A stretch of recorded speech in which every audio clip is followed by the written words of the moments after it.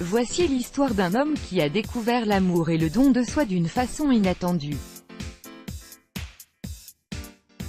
Je m'étais installé dans cette petite ville universitaire depuis un semestre, un endroit chaleureux, où les gens vous disent « bonjour » dans la rue. Mais je m'y sentais un peu seul, si bien que j'avais décidé d'adopter un chien. C'est ainsi que je me suis rendu au refuge le plus proche, où j'ai rencontré Reggie, un labrador. Suite à l'annonce, ils avaient reçu de nombreux candidats, mais pas vraiment des personnes à labrador, selon eux. En même temps que Reggie, les gens du chenil m'ont donc confié ses affaires, un panier, une gamelle, un sac contenant des balles de tennis neuves, ainsi qu'une enveloppe cachetée où se trouvait une lettre écrite par son propriétaire précédent. Il s'agissait d'une adoption à l'essai car nous disposions de 15 jours pour nous habituer l'un à l'autre. Je ne sais trop comment, ce carton rejoignit ce que je n'avais pas encore eu le temps de déballer depuis mon déménagement. Les premiers temps furent pénibles. À peine Reggie écoutait-il quand je lui donnais les ordres qu'il était censé comprendre, selon les gens du refuge, « Assis, reste là, et viens ici ». Idem quand je l'appelais par son nom, je devais m'y reprendre à 4 ou 5 reprises avant qu'il ne me jette un œil pour finalement retourner à ce qu'il était en train de faire. Où qu'il aille, il transportait toujours 2 balles de tennis dans la bouche. Je me suis dit que ça ne marcherait pas. Il avait détruit un de mes cartons, ainsi qu'une paire de chaussures. De mon côté, je n'étais pas assez chaleureux avec lui, j'en étais arrivé à attendre impatiemment que les 15 jours se terminent. Ce jour-là, je me suis mis à la recherche de mon téléphone pour appeler le chenil. Impossible de mettre la main dessus. Je commençais à penser que le chien l'avait détruit, quand je l'ai retrouvé sur une pile de cartons. Et je suis tombé sur le carton de Reggie. J'ai sorti le panier et l'ai jeté à terre. Pour la première fois depuis son arrivée, le chien a paru content, il a reniflé et a remué la queue. Mais quand je l'ai appelé, il m'a lancé un regard absent, puis s'est étalé au sol en me tournant le dos. Je me suis dit que nous n'étions décidément pas faits l'un pour l'autre et j'ai composé le numéro du chenil. C'est alors que je suis tombé sur l'enveloppe fermée et j'ai raccroché. J'ai dit tout haut « Ok Reggie, voyons ce que ton ancien maître avait à me raconter ». La lettre disait ceci, au nouveau maître de mon chien. On ne peut pas dire que je sois heureux que tu lis cette lettre. Car si tu la lis, cela veut dire que j'ai laissé mon chien au chenil.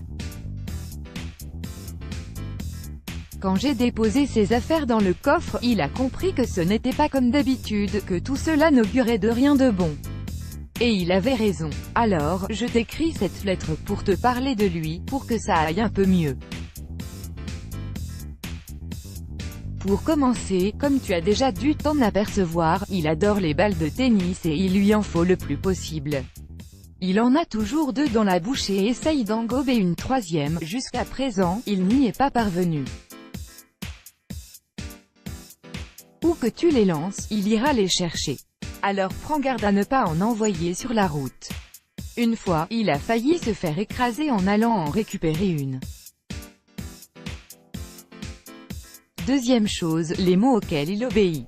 Comme te l'ont dit les gens du chenil, il connaît « assis, reste là » et « viens ici ». Et il lui arrive de répondre à l'ordre « couché ».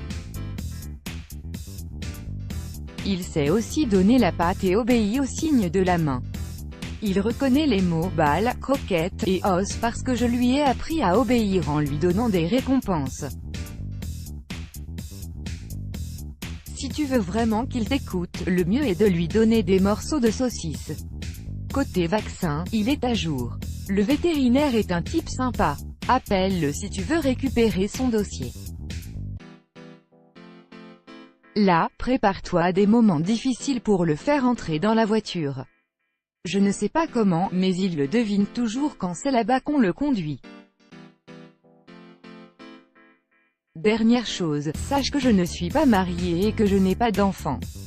Donc depuis sa naissance, nous avons vécu tous les 2 seuls. Donc donne-lui du temps pour s'habituer à toi, je l'ai toujours amené partout, tu devrais faire de même. Il a l'habitude, il se tient bien.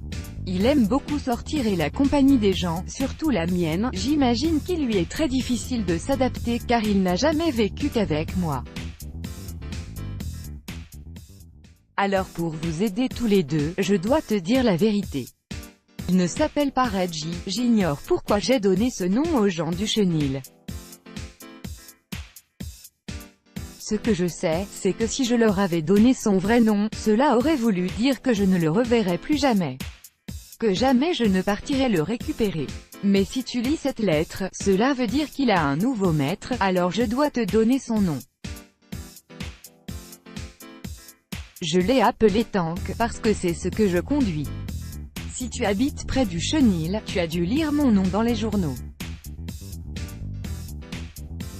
Parce que j'ai demandé à ce que Reggie ne soit adopté qu'à condition que le commandant de ma compagnie donne son feu vert.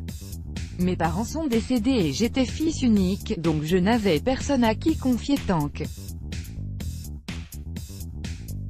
Alors, la seule chose que j'ai demandé à l'armée quand on m'a annoncé qu'on m'envoyait en Irak a été de prévenir le chenil en cas d'accident, pour qu'il le propose à l'adoption.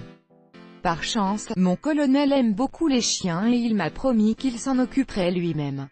Si tu lis cette lettre, il a tenu parole. Je suis navré que cette lettre soit déprimante, même si elle ne concerne qu'un chien.